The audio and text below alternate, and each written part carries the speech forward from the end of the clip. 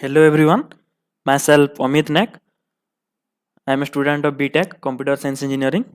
Here we discuss about data types in C. So let's start. Before we discuss about data type, we have to know about what is data. In a programming languages, program needs data to process. Any programming languages, program needs data to process. Okay, data comes in wide variety. A phone number is a data, name of city is a data, phone number is a data, a person name is a data, account number is a data, they all are data. Okay, nature of one data is different from other. Like you can add two numbers but cannot add two city names. Similarly, you can capitalize a string but the same operation cannot be applied to numbers. Okay, data types can be different types. Okay, in this tutorial we will learn about how C language handle different data types, different type of data. Okay, C language provide few keywords which can be used to tell compiler what kind of data you want to handle. The basic of this classification is: first one, kind of operation you can perform on that category of data is different from kind of operation you can perform on data belongs to different category. Okay, and second point is amount of space required to represent data in memory. What I am saying is that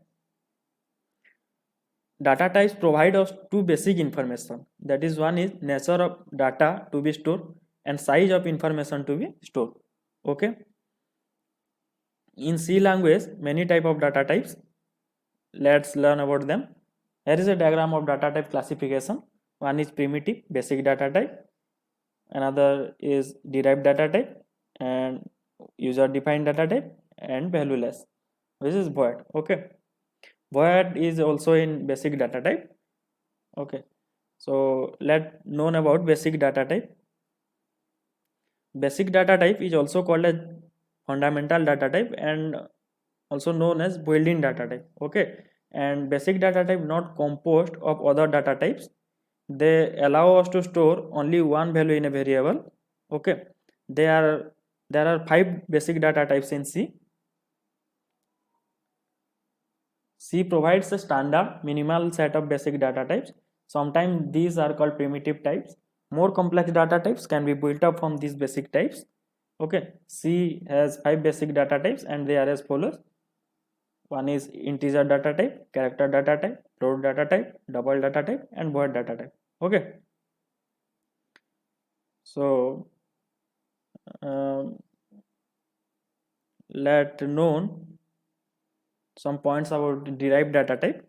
Derived data type are composed of fundamental data type and they allows us to store multiple value of same type. Okay, some example are array, function, pointer.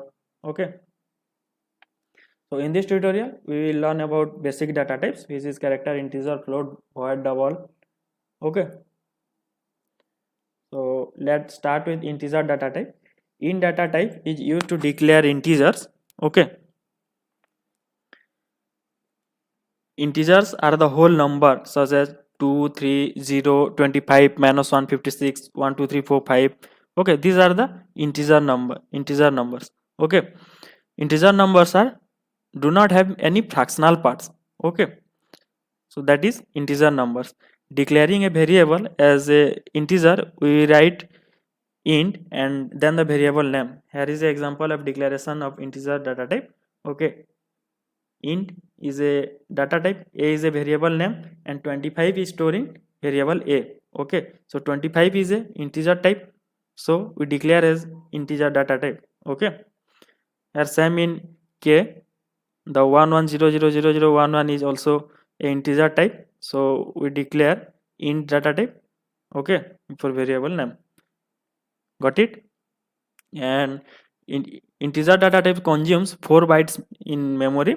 Okay, the representation is in 2's complement form. Okay, got it? So let us now study character data type. Okay, which allows a variable to store character such as letters, symbol, etc. Since characters are represented in memory by either ASCII code, which are nothing but an integers. Okay, Character variable consumes 1 byte in memory. Okay, character data type is often called as a integer type. Okay, ASCII code. ASCII is the American standard code for information interchange. Here is an example of some character data type: small a, capital A. Some symbols are okay. A single character. Okay. To declare a variable as a character variable, we write the keyword char and followed by its name. Okay. For example, char x. Okay. Here is a is a character type and a is stored in x variable x. Okay. So we declare a character data type. Okay. In the above statement, x is assigned with a character symbol a whose ASCII code is 97. Thus, x is assigned a number 97. Okay. You can also alternatively write character x is equal to 97. Okay. When you write ASCII code instead of ASCII character, do not enclose with single quotes. There are 256 ASCII characters whose codes range from 0 to 225. Okay. So let's move on to the float data type. Okay. The float data type always a variable to store a floating point numbers. Okay, got it. Float variable takes 4 bytes in memory. Okay, and a floating point number is a having a fractional part. Okay, that is 4.5, 6.1, 23.54 minus 0.00345, 25.0, 2.e12. That is e means 10 to the power of. Okay. So the keyword float is used to declare a float variable. Okay, for example, float price. Let us consider the variable a is a price. Okay, and the value of the price is 23.56. So this is a floating point number, have a fractional part. So we declare float data type. Okay, same is there. Float is a data type and variable 2.e12. So this is a fractional part and this is a float number. So we declare float data type. Okay, got it. Let's move on to the double data type. The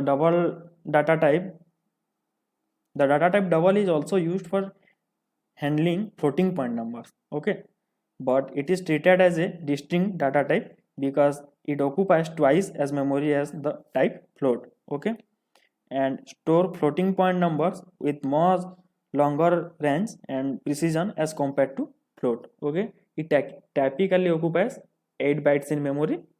Okay, double as float. Here is the point. Float is a single precision data type, where double is a double precision data type. Okay, we will discuss about the range and the precision of both this data type, float and double, as later on this tutorial.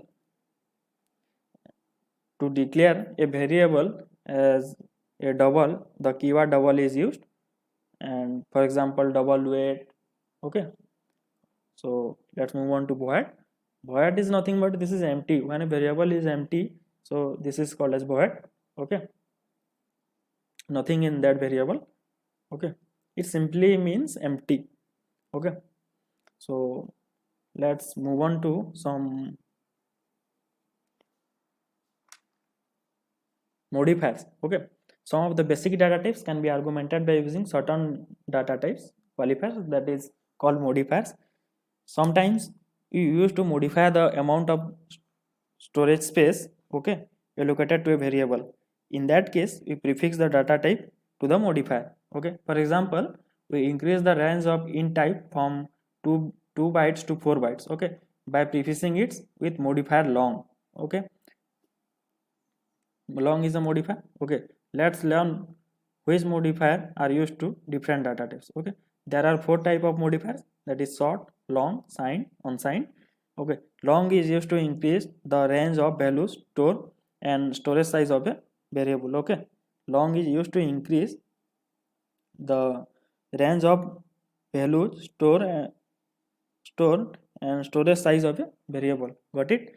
And short is used to decrease the range and size of a variable. Here signed is used to signed is used to prefix a variable to take positive as well as a negative values. Okay, The prefix signed allows a variable to take positive as well as negative values. Got it? So the prefix unsigned allows of a variable to take only positive values. Okay, got it? Here is some example: sort in flag. Okay, integer data type in add to a sort. Okay, long int result, unsigned int count, age, etc. Okay, so we have discussed various fundamentals data types so far. All these data types are allocate a specific amount of space to memory to store a variable. Got it? This space may vary from compiler to compiler. Okay, this is an important point. And a byte consists of 8 bits. Okay, a bit can represent either as two values, that is 0 or 1, or we can say one bit can represent 2 raised to the power 1 numbers. Okay, so here is a table of range and size of the data types. Okay, character data type, storage size is 1, value range from minus 128 to 127 or 0 to 225. Okay, unsigned character, storage size is 1, signed character, storage size is 1, int 2 or 4, that is in 16-bit compiler the size is 2, and 32-bit compiler the size is 4. Okay, here is the value of the range. Unsigned int 2 or 4, short, storage size is 2, unsigned short, storage size is 2, long, size is 4, unsigned long 4. Float variable, a float data type, storage size is also 4 and it occupies 6 decimal places. Okay, and double data type, the storage size of double is 8 and it occupies 15 decimal places, and the storage size of long double is 10 and it occupies 19 decimal places. Okay, so let's do a program, a code that you will understand the data types declaration. Okay, here is a declare a float variable. Okay, here we float variable, we take three variables as a, b and c. Let us consider this a, the value of a and b are a floating fractional parts number. Okay, that is a float number. So c is equal to a plus b. Okay, so we declare as a and b as a float variable. So you compile it and see what happened. The output is the output should be okay.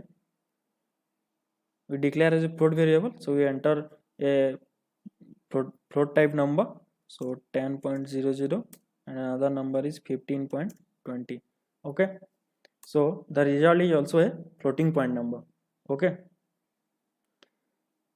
that means when you add two numbers and when you perform two numbers as a floating types number, so the result is also a float type. Okay, so if you used to declare as a float variable, so you enter a float number.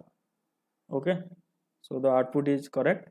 Otherwise, if you declare the variable as a float and you enter a integer type number, then the output is wrong. Okay,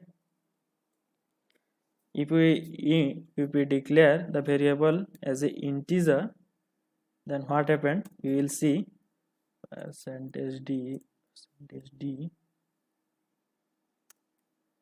Okay, let's compile it.